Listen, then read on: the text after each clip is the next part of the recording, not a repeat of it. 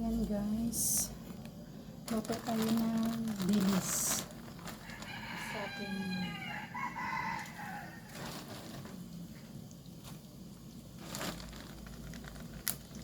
tanghalian.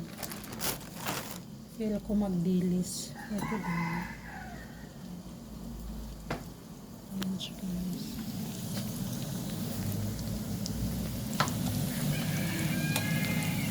Yan ang aking tanghalian.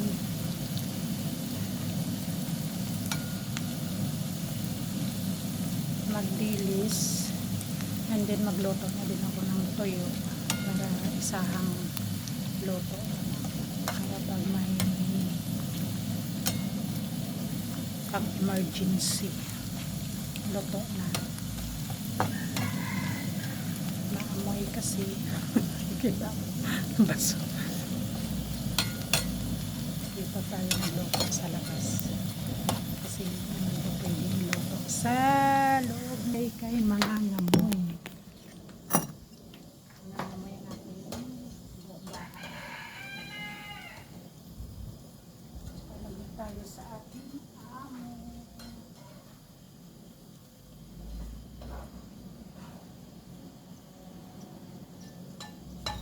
Right.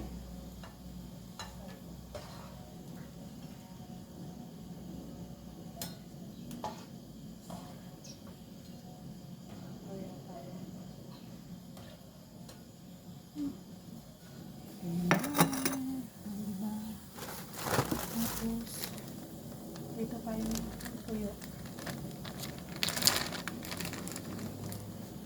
Yung malakas ang tuyo.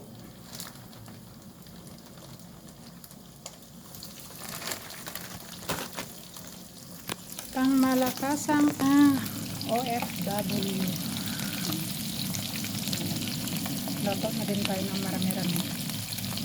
Para sa susunod na mga araw, mayroon pa tayong uulam.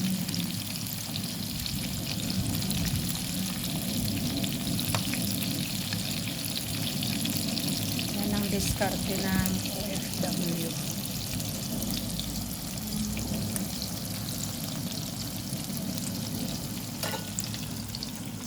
Sarap sana to guys i-kuhan sa gulay.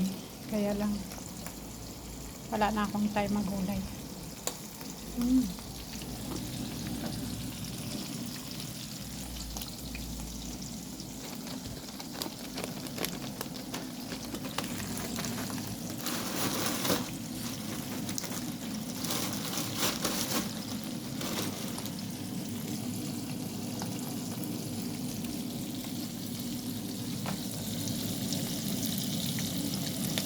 Wala na tayong time magulay-gulay for tanghalian.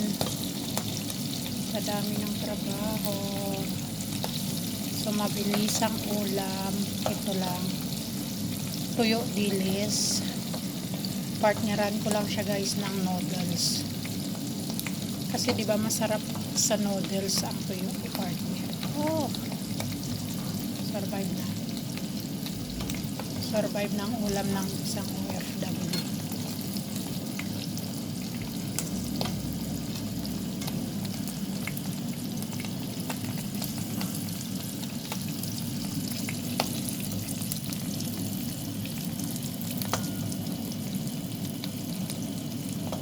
Masarap tong tuyo kasi hindi siya maalat.